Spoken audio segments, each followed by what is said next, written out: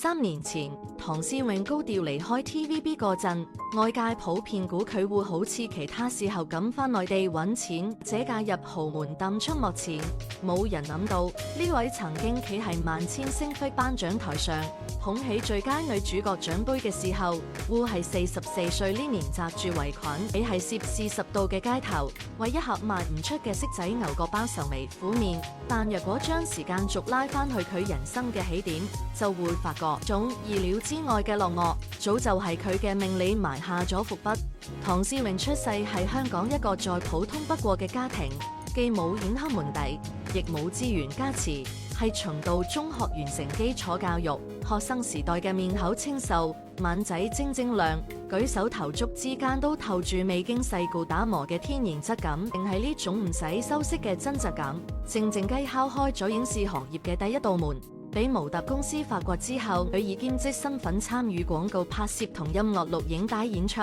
喺鏡頭前慢慢積累臨場反應同肢體表達能力。2003年，佢正式簽約 TVB， 成為旗下合約藝人。2010年，佢係古裝武打劇《片馬陳橋》裏面飾演堅尼果咁嘅應亞明，憑住極具層次嘅情感爆發力，攞到 TVB 萬千星輝頒獎典禮飛躍進步女藝員大獎。呢份殊榮係對佢10年如一日堅守初心嘅最佳禮讚。此後幾年，佢嘅事業版圖持續擴大。2017年更以都市職場劇《不懂撒嬌的女人》鍾靈敏一角奪得最佳女主角桂冠，冕 TVB 新一代視后，攀上個人演藝巔峰。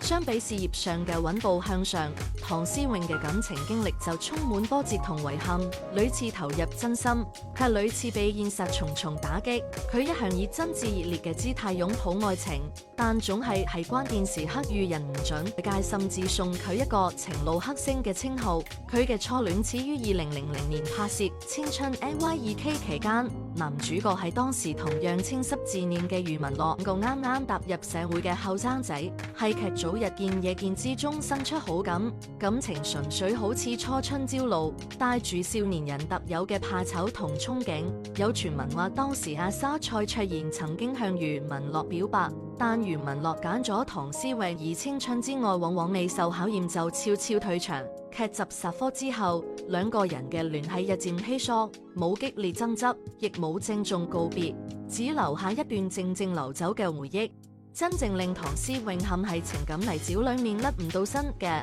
係同主持人崔建邦長達9年嘅拉鋸式關係。2005年，兩個人因為一齊主持 TVB 資訊節目《K 苦100》相識相知，日常互動中慢慢有咗默契，最後確認戀愛關係。呢段感情前後經歷咗4次離合，每次復合都源於佢唔願意輕易放手嘅決心，而每次分手嘅導火線幾乎都指向崔建邦嘅情感失信。不斷有狗仔隊拍到佢同各種女仔曖昧嘅訂，仲傳出佢收入唔穩定，甚至去澳門賭博欠落賭債嘅消息。喺呢段關係裏面，崔建邦被指屢次出軌，仲被爆出酒駕等負面新聞，但唐詩詠始終選擇原諒同等待。2009年底，件事發展到冇辦法再視而不見嘅地步，崔建邦涉嫌虐打中巴運動員模特兒鄺敏慧，警方接到報案後立案調查，並暫列襲擊傷人案處理。鄺敏慧報警話自己被虐打，件事鬧得沸沸揚揚，而當時仲係女友身份嘅唐詩詠卻選擇公開出聲，為崔建邦護航，話自己認識嘅崔建邦唔係咁樣嘅人，一齊嘅時候從來冇暴力傾向，唔信佢1個月內就會發生咁大嘅變化。呢番不離不棄嘅舉動，令網民封佢做100分好女友同注世好女友。呢段感情後來又經歷咗幾次拉扯，志雲曾經邀請佢哋參加志雲飯局，想再撮合一下，亦有狗仔隊影到兩個人喺呢之後見面約會嘅相，只可惜崔建邦唔生性，再次俾人發現同其他女仔過夜，兩個人先至正式分手。同崔建邦分手之後，唐詩詠嘅感情生活靜咗一段時間。2013年，佢因為拍攝劇集《宰得有情人》而同劇嘅洪永城搭著，之後兩個人正式公開戀情。洪永城比唐詩詠細2歲，兩個人交往以來一度好恩愛。唐詩詠曾經對外話洪永城會係佢未來嘅老公，可惜好景不長。洪永城亦俾人傳出同其他女性關係曖昧，佢同黃翠如嘅關係俾人叫做港版李大人情又稱。兩個人主持節目時粉紅不斷，翠如過生日嗰陣曬出同洪永城嘅合照，P 圖上面加咗好多愛心，重話聽日我要嫁俾你。雖然外界認為黃翠如係小三，但唐詩詠相信兩個人之間嘅真友誼，仲有及會咁同黃翠如做好朋友，連過生日都要對方一齊嚟慶祝。然而呢段感情最終都係行到盡頭。2017年5月，兩個人宣布正式分手。事後唐詩詠曾經透露分手原因係外界壓力，佢一直以為拍拖係兩個人之間嘅事，但原來男方承受住壓力，而佢當時唔識保護對方，導致兩個人分開。三段戀情，3段都係以男方出軌或者花心告終。唐詩詠似乎永遠喺個係感情入面付出最多、傷最深嘅人。佢曾經喺節目入面承認自己係感情上嘅致命傷，係唔識得將自己嘅唔開心同另一半分享。佢亦曾經喺網絡節目《巴打圍爐》入面大方分享過俾人出軌嘅經歷。佢回憶自己發現另一半瞞住佢同前女友復合，令佢傷心到死，喺公園喊咗成晚。記得我喺公園喊咗一晚，有位製片助理剛好同我住喺同一區，佢亦陪咗我一晚。我記得喊到朝早5點。朋友話佢總係愛情入面聖母心，男友犯錯永遠先反省自己，結果一次次俾人傷害。2022年9月，唐詩詠正式宣布離撐，結束同 TVB 長達20年嘅賓主關係。個消息當時引起好大討論，外界紛紛猜測佢離開嘅原因。佢後來喺節目入面坦言，除咗壓力大之外，身體變差都係重要因素。佢直言，除咗壓力好大之外，覺得身體真係差咗好多。呢2年我係冇休息過。育初期佢可以1年拍4套劇集，但年紀大咗再咁衝刺，已經翻唔到當初嘅狀態，甚至冇好似正常人咁生活。佢渴望擁有自己嘅時間，想生活，做自己想做嘅嘢。此外，佢曾經喺節目中自爆後生嗰陣參加選角面試時遇到幕後人員鹹豬手，對方係佢背部上下撫摸並暗示潛規則。機警嘅佢即刻彈開並話係我問下媽咪先，成功靠爸媽脫身。離巢之後，唐詩詠將重心轉向舞台劇，計劃出演一部同自己童年經歷有關嘅作品，講述父母離異同孤獨成長嘅故事，想藉此釋放多年未能解開嘅心結。離開 TVB 之後，唐詩詠將事業重心轉向咗另一條賽道，開麵包店。佢去日本鑽研烘焙技術，成歸來之後滿為大事，同朋友合資喺銅鑼灣波斯富街開咗一間日式吐司專門店，店鋪主打骰仔牛角包同吐司，報價大約20至50幾港元，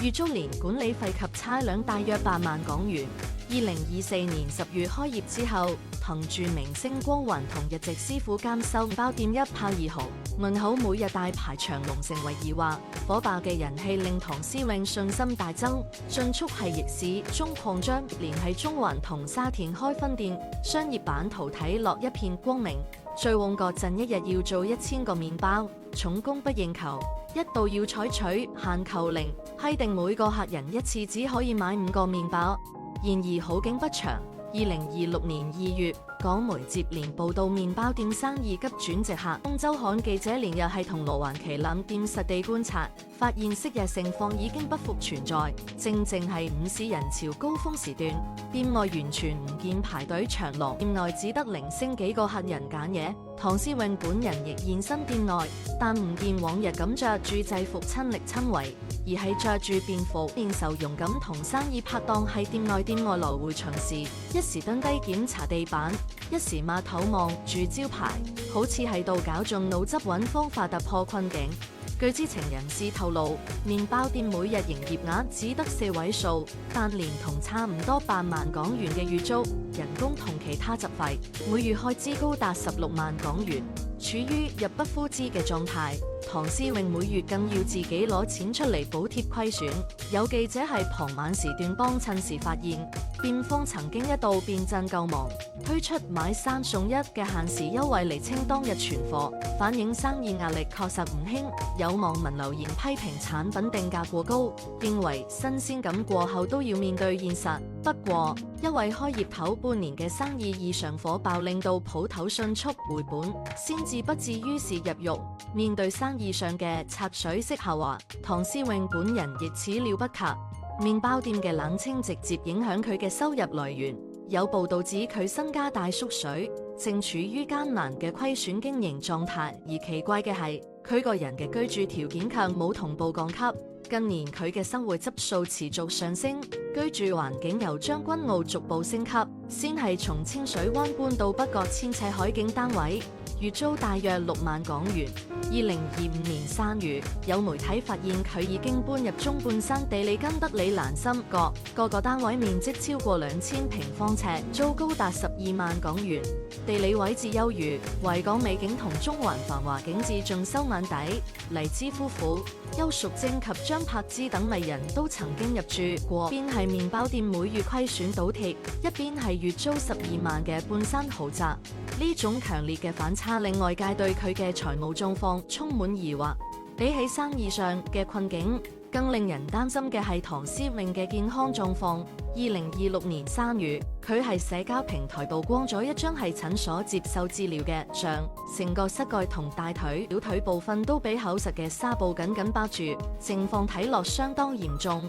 佢喺貼文入面寫低希望10次外搞掂你，仲有2次，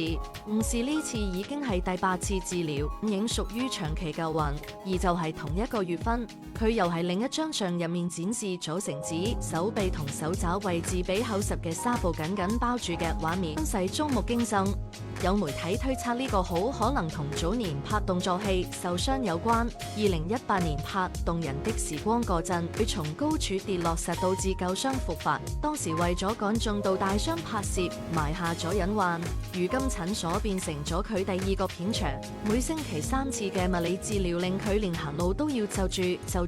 此外，好係嚟查嗰陣，佢已經坦言身體狀況大不如前，因為長期劇接劇嘅拍攝壓力，佢出現咗生濕疹、脫髮、髮線向上移以及尿頻等健康問題。脫髮問題更嚴重到令佢困擾。2026年2月，有報道指佢小腿嘅治療同過敏同舊傷反覆有關，醫生指出呢個同佢長期熬夜、飲食唔穩定密切相關。查過佢近年行程，2025年拍完《白色強人2》之後就直接入咗醫院，當時劇組通告單寫住每日工作16小時，佢從未公開提及，只係喺後來嘅訪問入面講過一句意味深長嘅話，原來身體記賬比銀行還準。目前44歲嘅唐詩詠，感情狀態仍然係單身未婚，身邊未見公開嘅新戀情。佢似乎將更多心力放喺自我修復同生活重建上。報道指佢已經靜靜雞將麵包店經營模式調整為線上預訂加週末快閃，